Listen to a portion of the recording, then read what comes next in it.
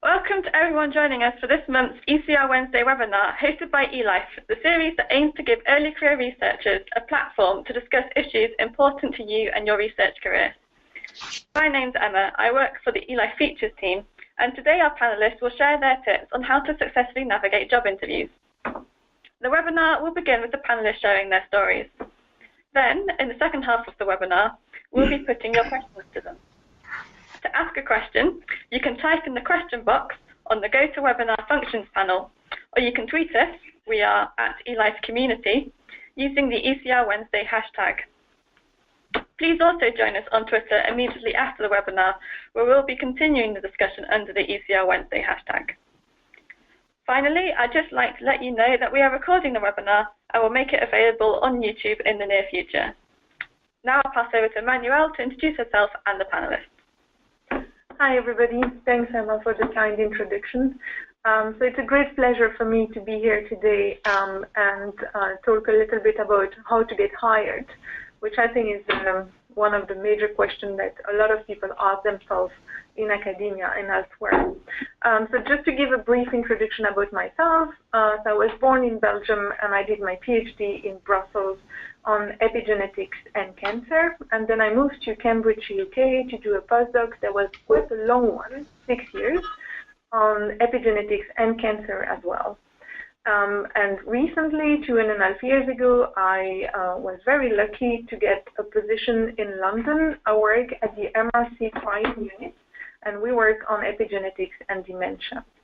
And I'm now going to give a brief introduction about eLife and the reason why I joined the ECAG. We joined the ECAG, which was created in 2012. So the ECAG is a group of volunteers that have been asked to join the eLife initiative and give input and answer some questions about how to improve life as an early career. And I think eLife was really keen on listening to us and taking on board what we as a group, we are around 15, and you can find more information online on the ECAG page. But what we as a group really want to say and to do. And I think the best example is this webinar, which has been suggested by us and initiated by us with always great support from eLife. And I believe we're now going to play a little video about what the ECAG group does. So.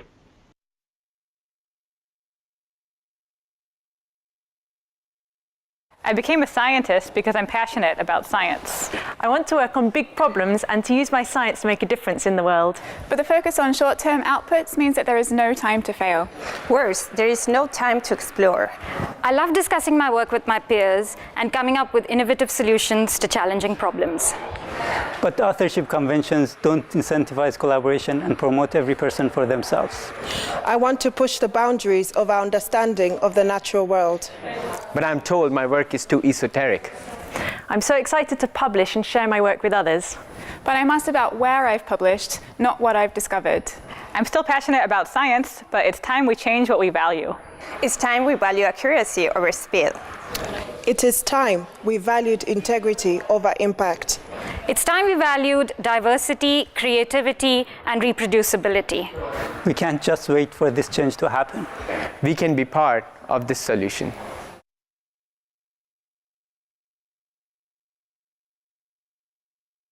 So that was, it's always nice to see that little video. So it's all our friends and colleagues that are part of the ECAG.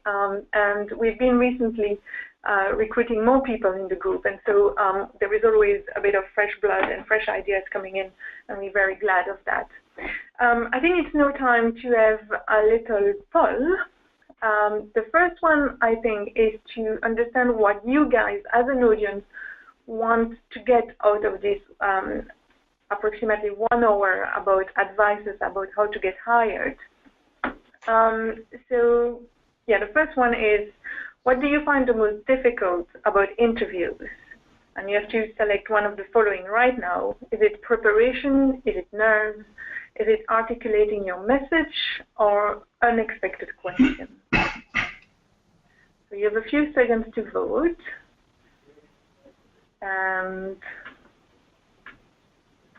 Okay, so apparently your major concern is articulating your message. Okay, that's really interesting. I think for me it would have been preparation, but very interesting. So nobody is nervous for interviews. That's 0%. That's great to hear. Okay, so let's introduce our fantastic panel today. I can't see you anymore, but my first guest is Martin. So Martin, if you would like to kindly introduce yourself and tell us why you're here today. Yeah, so I've done a PhD in Montreal in epigenetics of hematopoietic stem cells. And then I transitioned to a postdoc in Boston where I worked on long non-coding RNAs. I've recently been into the job market, applying to different jobs.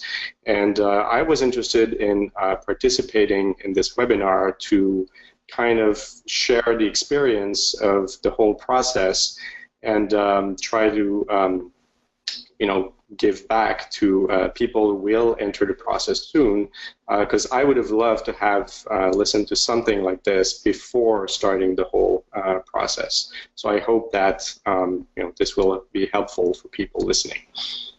Yes, great. Thank you. Thanks for joining. Reinhard, you're in Germany. Can you tell us why you joined us today? Yes, I mean, I'm probably the grandfather among you. I'm director at the Max Planck Institute for Biophysical Chemistry since 20 years, and before that I spent 10 years in the United States on faculty positions. So I have a lot of experience from, let's say, the other side of the table. So I've been interviewing a lot of young people for group leader positions in the context of the European Research Council, in the context of the Max Planck Society, and also for the German Research Council, and earlier also in the US for faculty positions.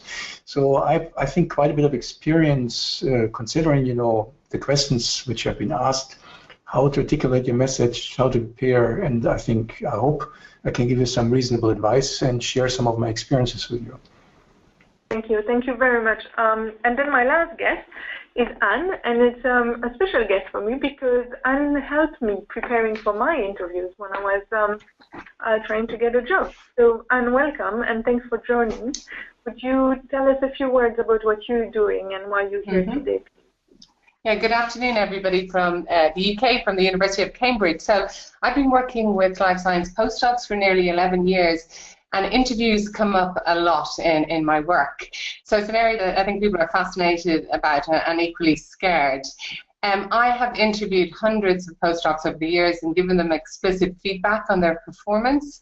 I've also quizzed employers in all sectors, a lot of academic employers, but also employers in, for example, R&D in industry and in roles outside research, about what really makes a good interview performance and what lets people down. So that's why I'm here today, and thanks for the invitation. My pleasure. Okay, let's go and start, I think. So would Martin, please, could you share your experience and tips for job interviews trying to get an academic position?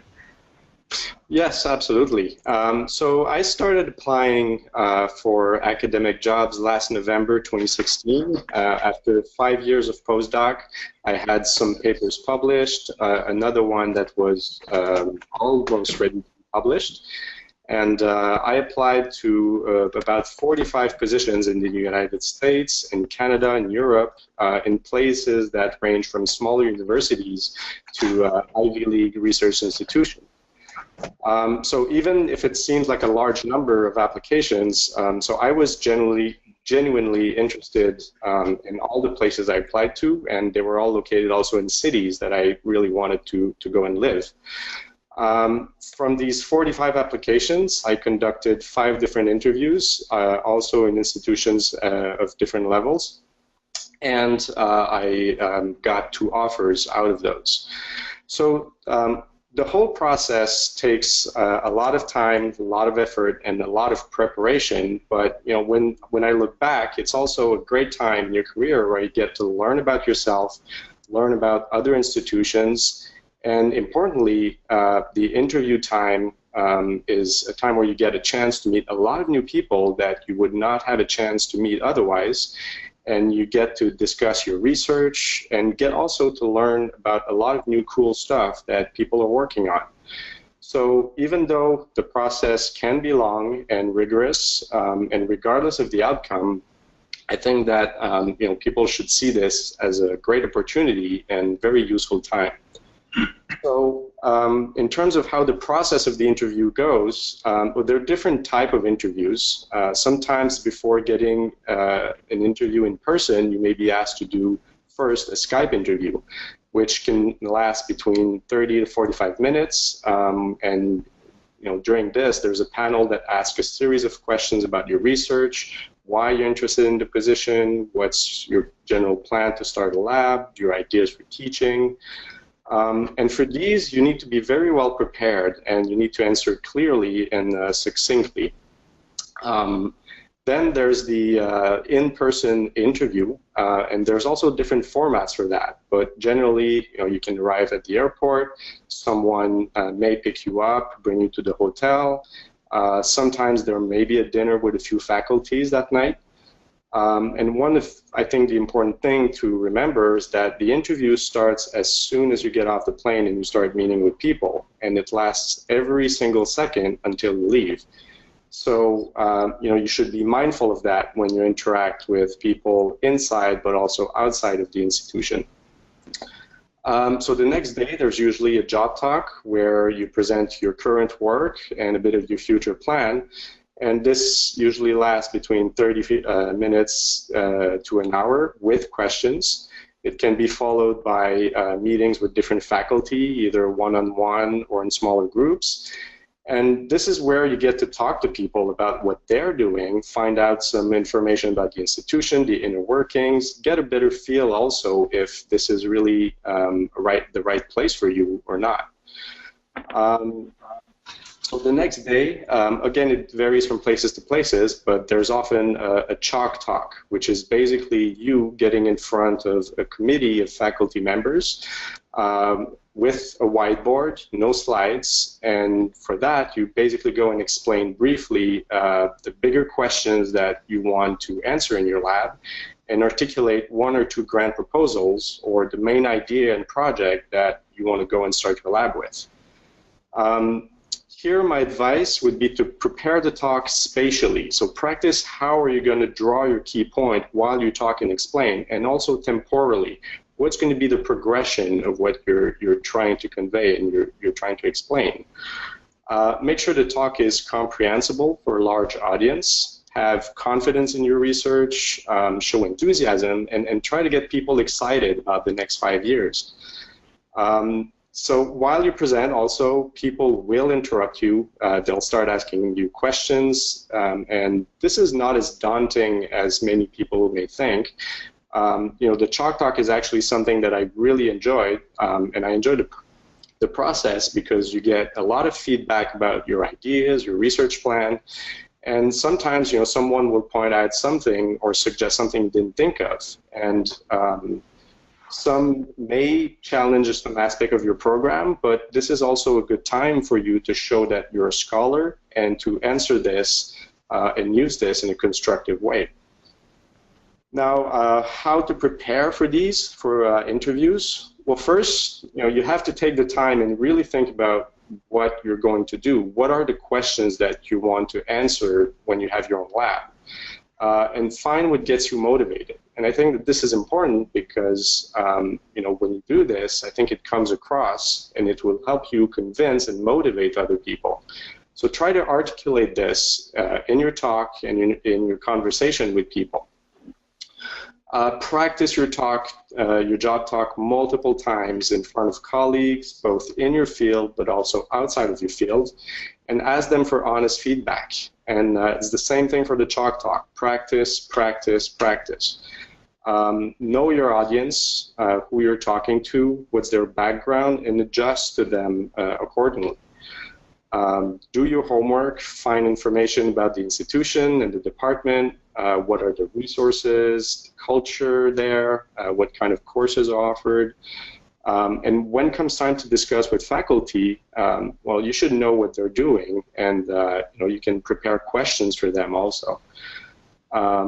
And one last thing I'd like to say is try to convey and show that you're genuinely interested in joining the department, and that you're someone who will be a good colleague and that people will want to interact with and do research with.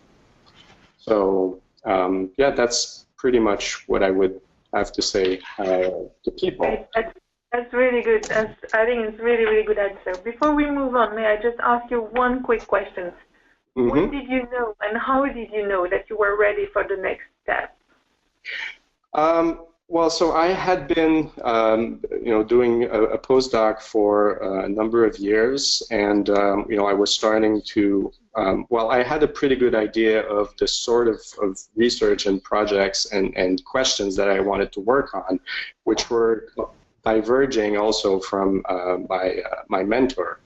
And I had good publications, so and a story that was not out yet, but that was all that we were trying to submit. So that's when really I decided that it was time for me to go and try and see if I could get an academic position, because I wanted to now go and be independent and start working on questions of my own. Thank you. Okay, so Anne, do you have, because you're coming from a different aspect, and given the number of postdocs you've held, I think you can probably give the perfect magic recipe to get any job we want. So what's that recipe? Okay, before we start, could I ask you to launch the poll? We thought it'd be interesting to find out what kind of the whole audience are interested in. I think that a lot of people are interested in academic interviews, but maybe some of you are thinking about interviewing in industry, or maybe leaving research entirely, or maybe a mixture of both. So we have some poll questions. If Steve could launch the poll for me, and we'll just wait a few moments just to see what the results are out. So please let us know what you're interested in. Yeah, so academic, industry, but research and industry, non-research, or a mixture of the above.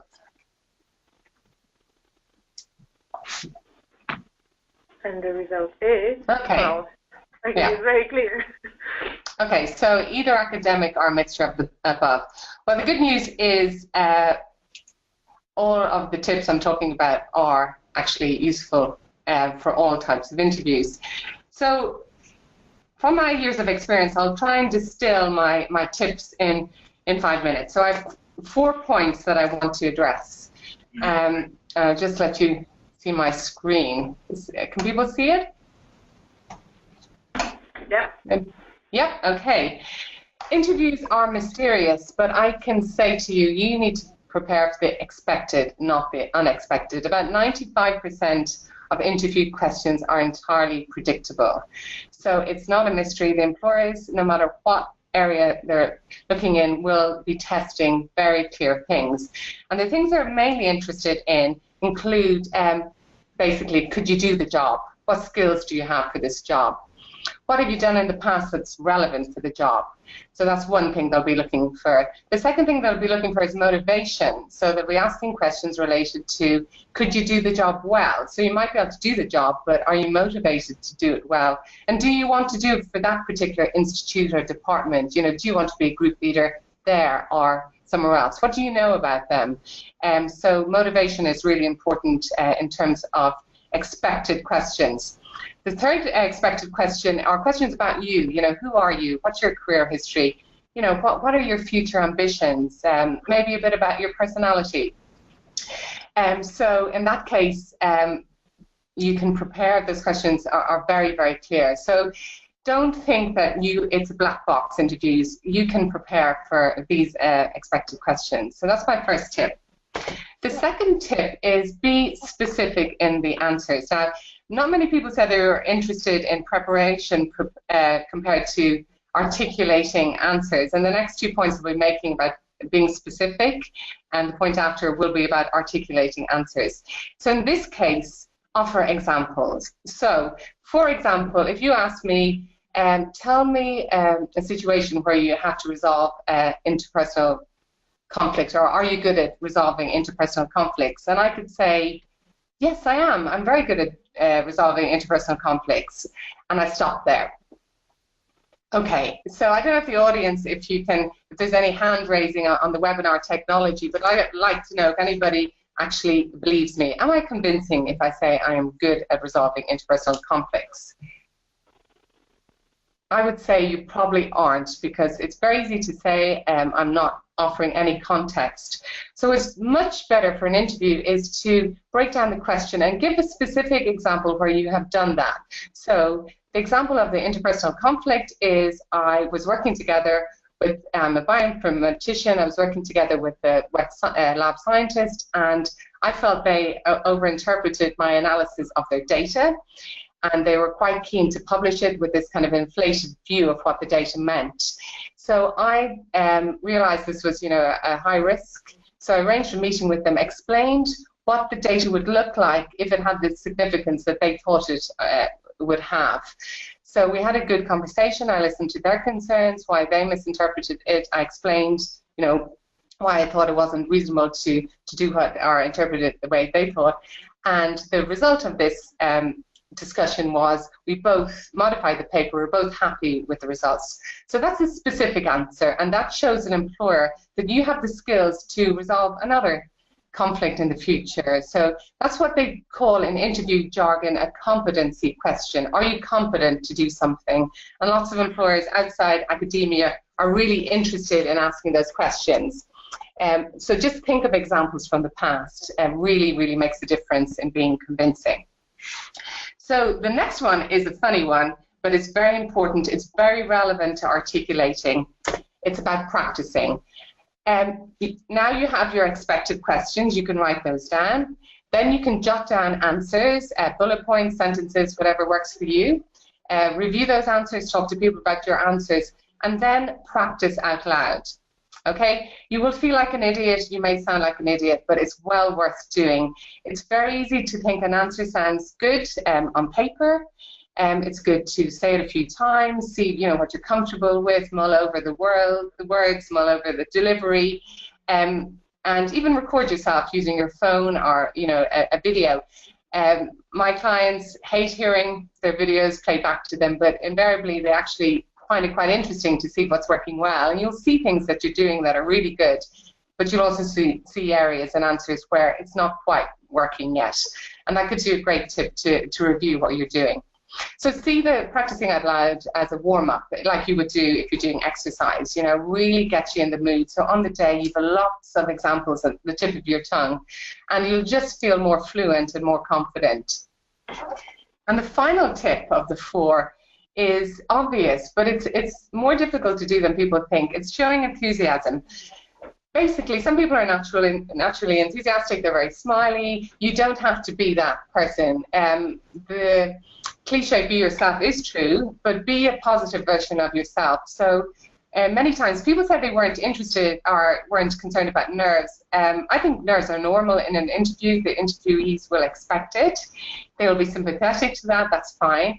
So if you're somebody who's reserved or not particularly demonstrative or enthusiastic, think of yourself doing the job. Think of yourself having that group leader position or having that position in industry or going into science policy and doing it, and how fantastic that might be. That's your chance. So enthusiasm is something you can do on the day. Just remember to smile. Remember to look like you want to do the job, because it's really important to employers.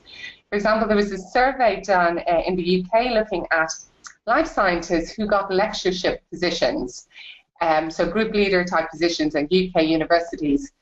And the people who got to interview were all absolutely fantastic credentials, brilliant, The thing that differentiated them was the interview was showing enthusiasm and a sense of wanting to help their colleagues, of being somebody who's good to have in the department or division.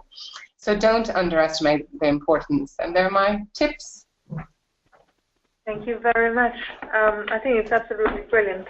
And for having used most of these tools myself, I can say that yes, you do sound like an idiot when you practice out loud for 6 hours in the same room on your own, but it works great.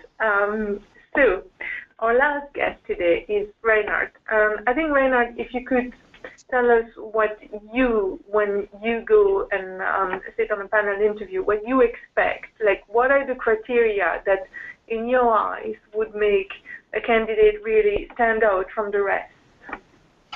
Well, I have to say that both Martin and Anna more or less said everything I can contribute, but I think Martin in particular, you have your experience is really quite specific for what I would call US-type job interviews, because this is the way it works. And I think in Europe, things are sometimes different, and we have often much shorter formats where you don't have that much time to present yourself or correct mistakes. And I'll just give you an example, which I think is across Europe pretty well known. And these are interviews at the European Research Council, which is one of our most prestigious and most important sources for funding for group leaders. Once you get invited for an interview, you have half an hour and you have 15 minutes to present yourselves, and then you will be shot at by the panel with questions. This gives a somewhat more tense atmosphere than, let's say, having a nice interview with a faculty member. You sit in his or her office and you chat about his or her science. You can prepare for yourself. So this is a little bit, having said this, I should say that essentially what you said about preparation, about criteria, presenting yourself is all valid. Let me just reiterate some of the important points. I mean, number one is you have to convey excitement about your own science. So being, let's say, excited about what you're doing, being enthusiastic carries you a long way, because it makes you, obviously you shouldn't play that if you aren't. So the second point is you have to be authentic. Yeah. So if people start to play roles, and I've seen this particular, I should say, at student interviews for Ivy League schools in the United States, where I had the feeling this guy is so much trained up. I mean, this is not credible, yeah? So credibility is very important. You have to become over as someone who is authentic and who is really presenting yourself in a way which kind of is in accordance to your own personality. Now, the second point is a scientific point again, and you made this already, Martin, so I could just touch on this very briefly. You need to be able to convince scientists who are close to your field, but also scientists who are much farther away. And in particular, in these kind of grant-based interviews, people tend to forget that. So I remember at the ERC, the last question is always, where do you want to be in 5 years? What page in the textbooks you want to have changed when your research project is completed? And I've seen quite a few very good people fail at that question. They were completely stunned. So you made that point. I mean, because you said to the faculty interviews, if you have to give chalk talks, if you have to present the bigger picture, you're trained in doing this. But I think for the ones who are not from the US, it may be useful to keep that in mind. So, and this is for someone who is really, let's say, still entrenched in the daily experimental work. You are caring so much about your data. It's very hard to take a step back or 2 steps back, look at the bigger picture, and this is what you have to convey in your talk. So it's not so important to give you the last slide of the, hot of the bench, this fantastic data. You're excited about it, but I mean, the one who is sitting on the panel, who is not close to the field, will not really appreciate this. I mean, these people want to see the bigger picture. The other things saying about preparation are all valid. You should get feedback from colleagues and friends. You should practice. I think there's not much I can add to this. And obviously, if you go for interviews, what Anna made the point, prepare yourself for your hosts. I mean, nowadays, with internet tools, it's very, very easy to find out who are the people you're talking to. And the better you prepare yourself, I think the more impression you will make. If you're not well prepared, if you do a job interview for the institution you want to join, for the people you are going to meet, who is around it, how your research would fit into the scientific environment, I think these are things which are important. And I think coming back to my first point, being authentic, I mean, people want to be able to interact with you. They want to be able to have you as a colleague.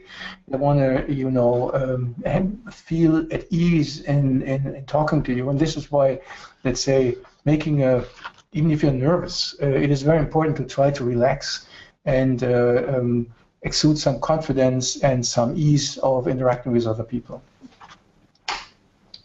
Great. Well, thanks very much.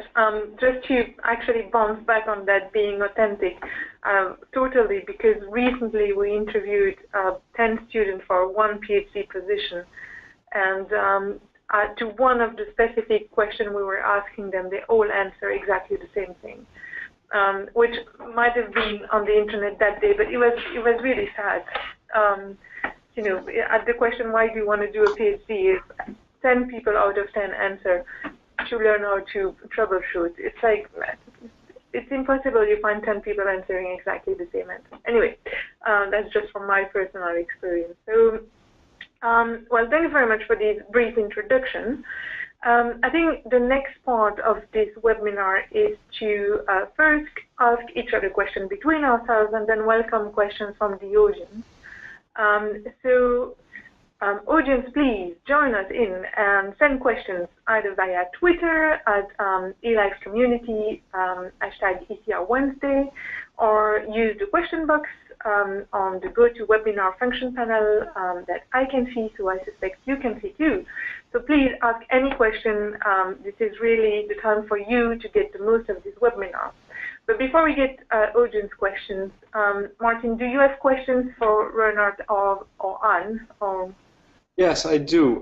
So this is not something that I had to deal with, but I've had some friends who did, and it's with regards to...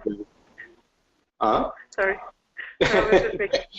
It's with regards to the two-body problem, or when your spouse is also up for going on the job market at the same time. When is the best time to go and talk about this during the interview? I would like to have your input both on this, because it's often a tricky situation, both for the department but also for the people who are interviewing. Can I defer to you first? I think you have more experience of this.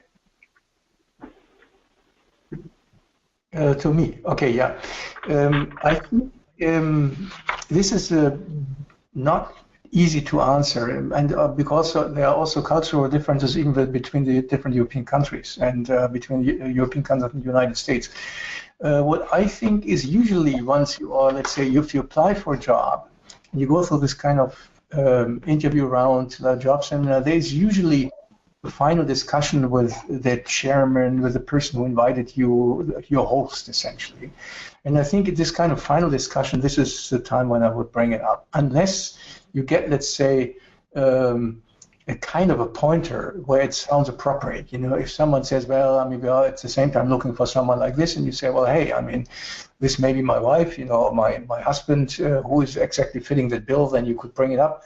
But I think usually the best is to make people first that they know you, that they can assess you, that they know whether you are valuable to them, that, I mean, and if everything goes well, they become really interested in you. And then it doesn't sound, then you think, well, okay, there is this kind of two-body problem, now I have to deal with this as well. If you just come up with this up at the very beginning, my experience would be that it may not be, they might just, you know, push a little bit back and say, well, you have these 5 other candidates, well, this is another problem we have to deal with. They made this kind of negative reaction. So I think at the end, when you talk to your host, I mean, from my experience, would be a good opportunity. Good host should ask you that question anyway. Thank you. Anybody else for questions between ourselves? Reinhard, could I ask you, in Germany, are joke talks common? Not necessarily. I mean, we have a fairly, I mean, usually job interviews are relatively short. So what people usually do is that you have to give a seminar, and then you are, let's say, put in front of a committee. They will ask you questions, and these questions can be, depending on the job. For instance, at university panels, they will ask you about teaching. They will ask you about locals. I mean, whether you want to engage in local research, in particular in these kind of research consortia, which in Germany are fairly common. And these are things you should prepare for. I mean, so if you apply for, let's say, a startup faculty position at the university, you should know what's around. I mean, that is very crucial. And if you are not well prepared to know what type of research consortia there exist, what institutes are there, that it doesn't go across well. Thank you. Let's take questions from the audience now. And the first one is from Vishnu. And the question is, when presenting a job talk, what is the right balance between finished work, including PhD and postdoc work, and ongoing work? So what do you think, Anne? Do you want to start with this one? It depends if you're doing a chalk talk. If you're doing a chalk talk, I think you can talk certainly about future work. But I would say with the work that you've done in the past and the ongoing work, it will really be how relevant it is. And the most recent work will be the most important. But if you've done something relevant from your PhD or an early postdoc, I would certainly bring that in. But I think with job talks, probably less is more. It's very tempting to show a lot of data, and then the big picture can be lost. The really significant achievements, the really significant additions to the field can be lost. So I would not really pare it down. And if your future work, your current work is going into your future work, think about how that might go into the chalk talk, which is usually directed at future work rather than work that you've already completed. Great, thanks. Reinhard, anything to add on that? Yeah, I agree. I mean, I think it's not like you go to a Gordon conference, or to one of these, let's say, scientific conferences where you're among your peers and where this becomes very important. I mean, there's these conferences who don't want to see published work. They really want to see what's cooking in your labs. At a job interview, you will not have that specific knowledge normally. I mean, you will not be among the same crowd.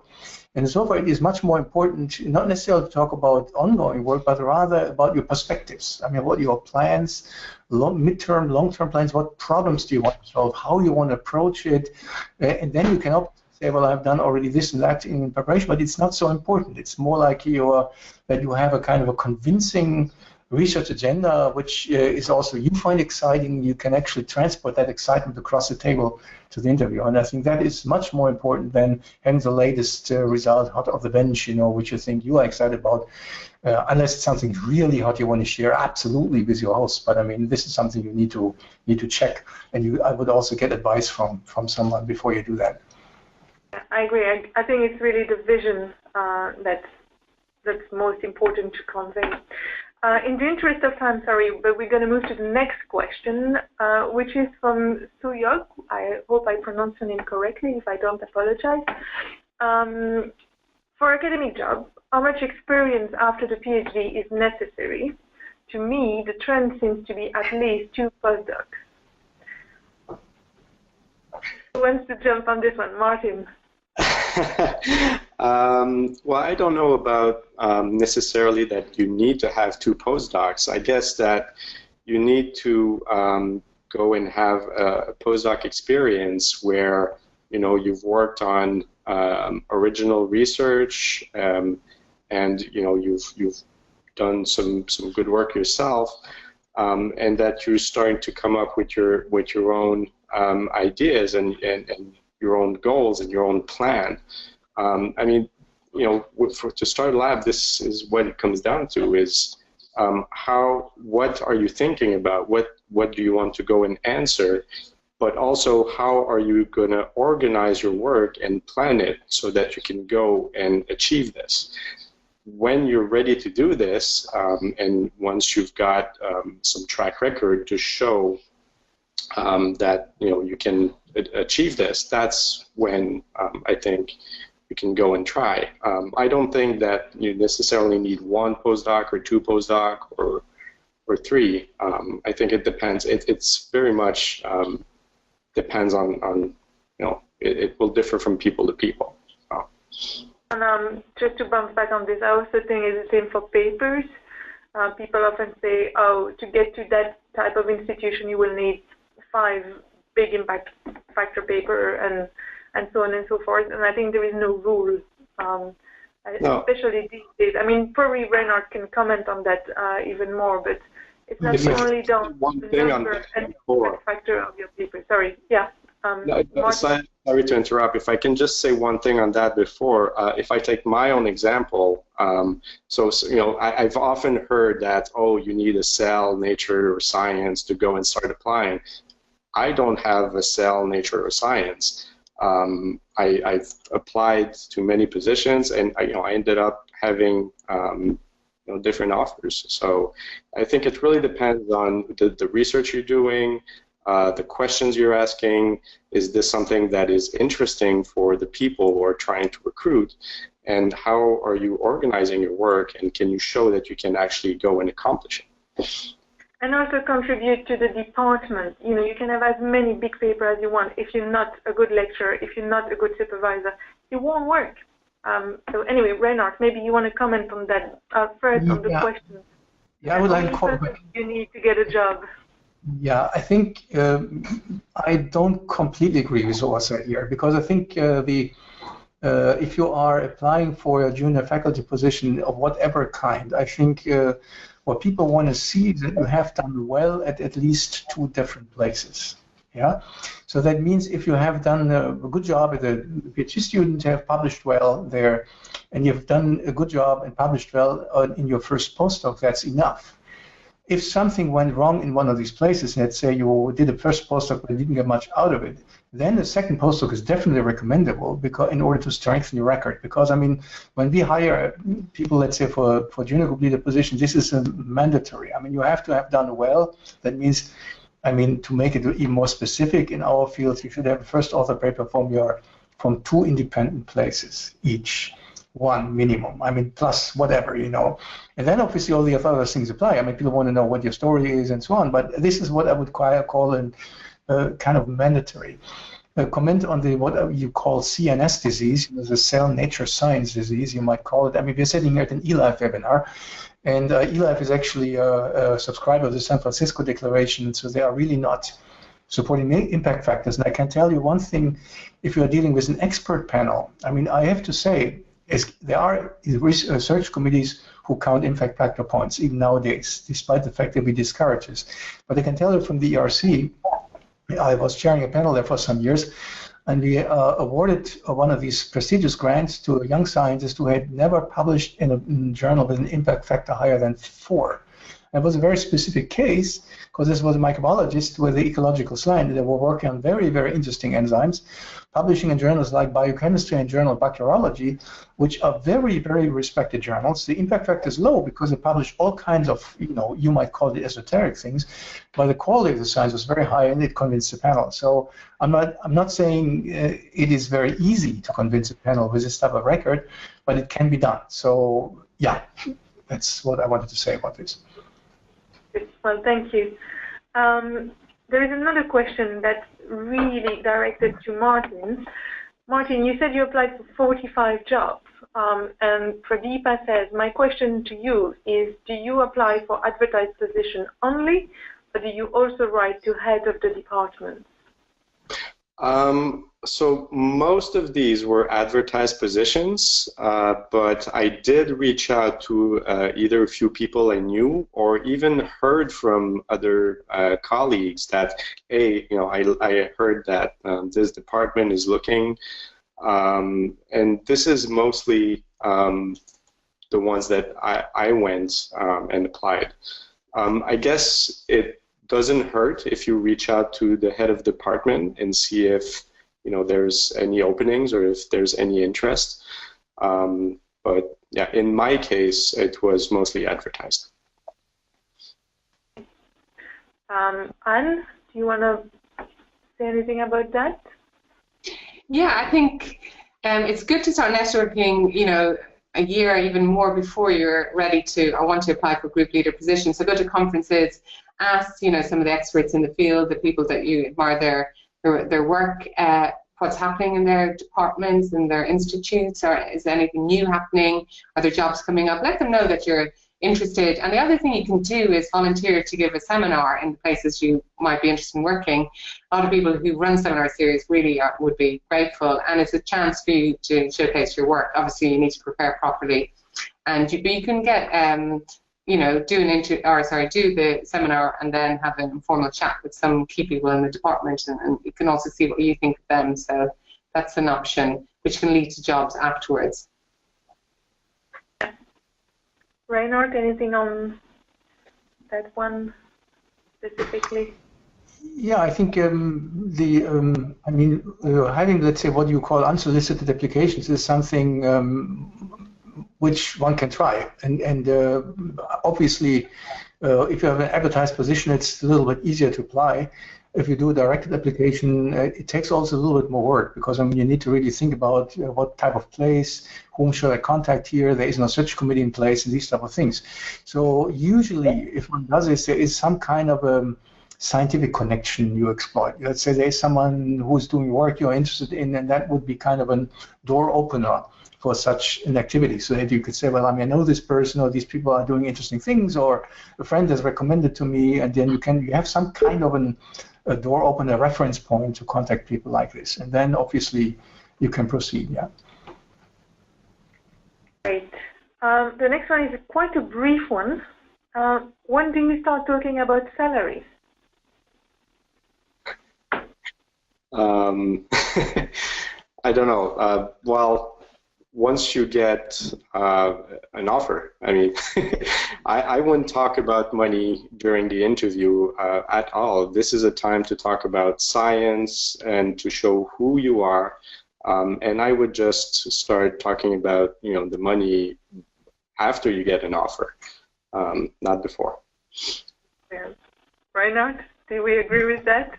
I completely agree for academic positions, and I think for non-academic positions this is quite different. Yeah, but in academic positions, talking about salary in the first round of visits would not be a very good thing. I mean, very often, also in countries it's different. I mean, for instance, in Germany we have public pay scale, and there are slots you can look up your salary on the web. Yeah, because there's not much leverage. Yeah. So the next question is, what is the best way to start the troll talk? Ask Achira.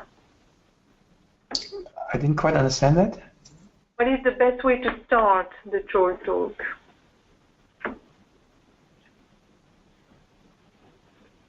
Actually start the presentation. Yeah. I suspect that's what the question is. Well, from my understanding, the best thing you can do with the chalk talk generally, and this will apply to the start too, is really think about 3 key messages you want to get across. Introduce yourself briefly, because some of the people at the chalk talk mightn't have heard your job talk or mightn't have been on the interview. Take it seriously. It's not just laid back, have coffee and hang around a whiteboard.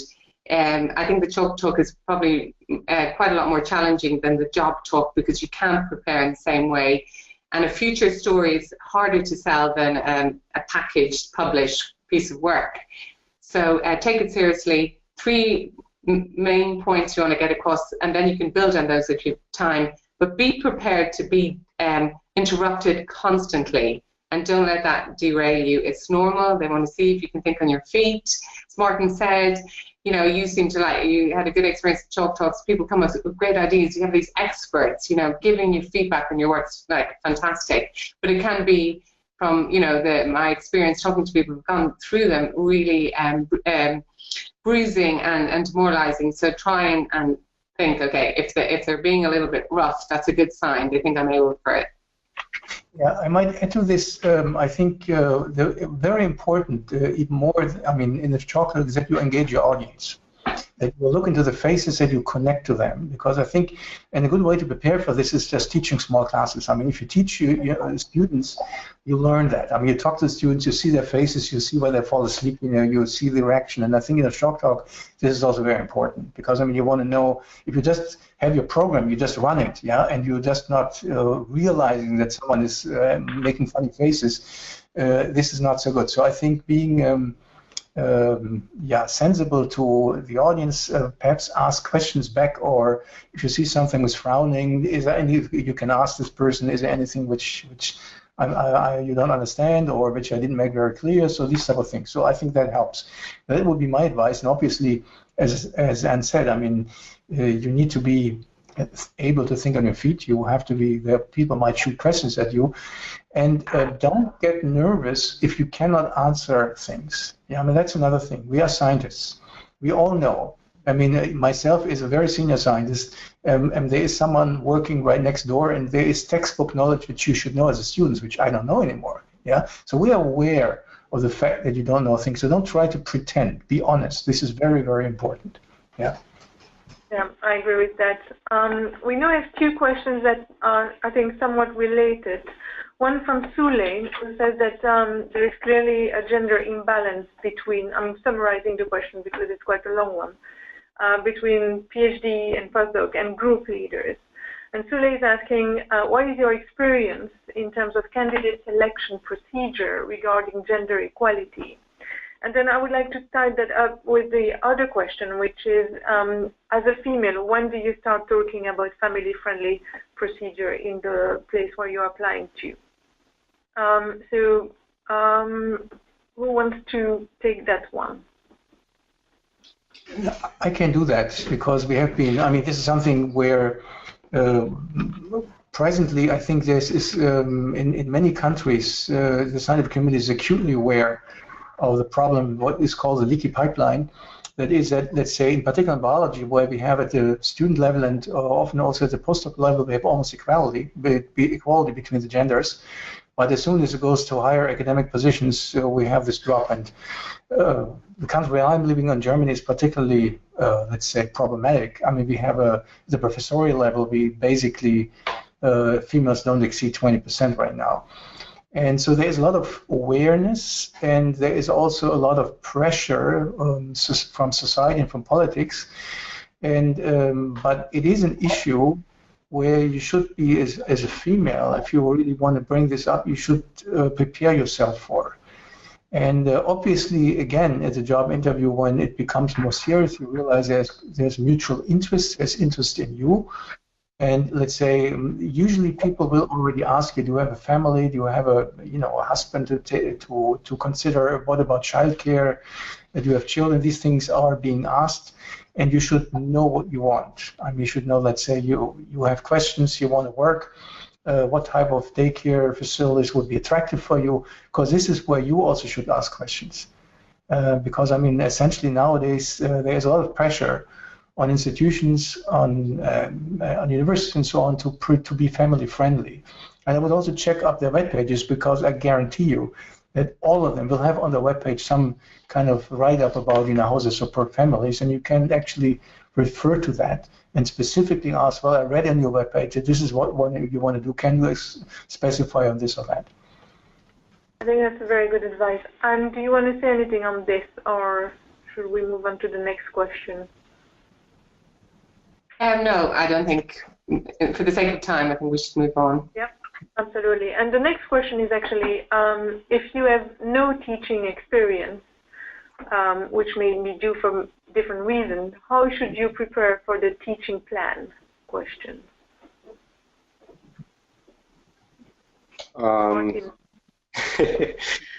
Well, if you don't have any teaching experience in terms of giving a lecture, chances are you've had some teaching experience, training students or mentoring someone in the lab. So you can first show or explain some of your experience for that. But also you can have ideas of what types of courses that you would want to put up, and the way that you would kind of want to teach or promote. So an example is, for example, so more and more computational biology is a skill that is useful. So can you put a class together that will try to integrate teaching students about using these computational tools to go and answer some of the biological questions. I mean, depending on your field, you can go and put a class together. Look up also the institutions. What is the course that are offered there? Is there anything more that you can contribute to that? So, yeah. Yeah, from my side, I would like to say, I mean, really, if you are, let's say, applying for one of these positions from a postdoctoral position now, nobody's really expecting from you to have large amount of teaching experience. I mean, that is something which you cannot, I mean, it's not reasonable to expect that unless you apply for, let's say, a position that is really very much dedicated to teaching. So normally at this level, people don't expect that much. However, as Martin said, it's always good advice in your, let's say, training. In addition to research, try to gain some experiences in teaching others, and it could be anything. It could be, let's say, training an undergraduate student. It could be giving seminars to outsiders, even to the public, just so that you have some kind of experience in communicating to an audience that is not necessarily at the same level as you are, or has a different interest. And I think even if you are, let's say, a postdoc at Harvard, where everything is, research, there are opportunities to do this, and you should seek them out. I mean, if you are interested in this, you don't need to have done a lot. I mean, that is not, mostly it's about science, but at some point, I mean, obviously, if you are later on, if you apply for senior professor, that is totally different. I mean, then if you really apply for professor, there's a lot of teaching. You have to have teaching experience. So, for instance, if you become a group leader in a purely research environment, like in a Max Planck Institute, or you're an ERC grantee, so you have no teaching obligations, we would actively make sure that you get some teaching experience, high-quality teaching experience for helping in the future applications, because then it will become a disadvantage if you don't have experience in teaching. Great. In the interest of time, we're going to have to wrap up. But before we do so, I want to remind the audience that if your question hasn't been mentioned online right now, don't panic. It's not a problem. We will be answering those questions on Twitter. So please carry on asking us questions after the webinar. Use the @eLife community hashtag ECR Wednesday. We'll still be there. We'll answer a lot of questions. And now I think it's time for us to recap. So would each of you please, in a few seconds, just wrap up in a sentence or two about what's your really key advice to get the job you want? Through the whole process, keep your hopes up. It's long, but be patient. Practice, practice, practice. Prepare, prepare, prepare. And yeah, be enthusiastic and be excited about what you want to propose and what you want to do. Great, thank you. Reinhard? Yeah, not much I can add. I think excitement is important. Being, let's say, I mean, there has to be some kind of an anticipation. You need to enjoy that process. I mean, you need to put yourself in a position that you enjoy that you come over as a positive, with positive emotional connections. And obviously prepare yourself well, and all the other things have been said, but I think if you do that well and you also get feedback and you, let's say, you also listen to the feedback, I think then you're in a very good position. Great. And Anne? Just in terms of interviews, I think it's worth bearing in mind that no interview goes 100% perfectly, so don't beat yourself up. Is that one question you didn't quite crack the way you wanted to? Reflect on what went well. Yeah, as the other said, have a good time. You're interviewing the people, and Emmanuel said that before we opened the discussion as well. So maybe you come away thinking, actually, I don't know if I want to work there, and that's also an important thing. And interviews are they're a roller coaster, but keep up your spirits and yeah, get some rest before and after. Yeah, I think that's a good point. Yeah, I say just be yourself. That's the most important thing for you as well at the end, to be really proud of what you've done. It is daunting, it is long, and it can really be crushing your self-confidence, but I think you should never doubt yourself and go with what you think and who you are. On that note, I will still remind you to keep on the Twitter feed and send us questions and all of that. And then for all the listeners today, we would be very grateful from your feedback. And so a short survey will be sent to you shortly after this. And we would really appreciate your feedback to make the future webinar more useful, more directed at you, to you, and for you, because that's what we want to achieve.